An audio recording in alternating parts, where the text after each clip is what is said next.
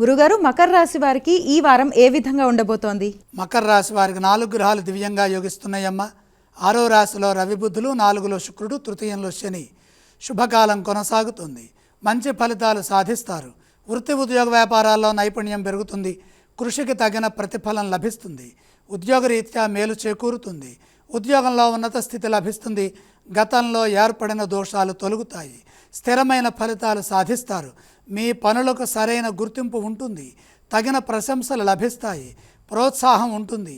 ప్రతిభతో పనిచేసి మంచి లాభాన్ని పొందండి. సృజనాత్మక శక్తితో పనిచేయడం ద్వారా పెట్టుబడులు లాభాన్ని ఇస్తాయి. కాలానుగుణంగా ముందుకు సాగండి. వ్యాపారంలో కూడా బ్రహ్మాండంగా ఉంటుంది. తెలివిగా వ్యవహరించడం చాలా మంచిది. సరైన సమయంలో సరైన నిర్ణయాలు తీసుకోవడం ద్వారా అధిక లాభాలు చేకూరుతాయి. ఆర్థిక స్థితిగతులు మెరుగవుతాయి. గతం కంటే మంచి ఫలితాలు ఉంటాయి. గృహభూ లాభాలు కలుగుతాయి. వాహన ప్రాప్తి ఉన్నది. వస్తు వస్త్ర ప్రాప్తికి చతుర్థ శుక్రయోగం సహకరిస్తుంది.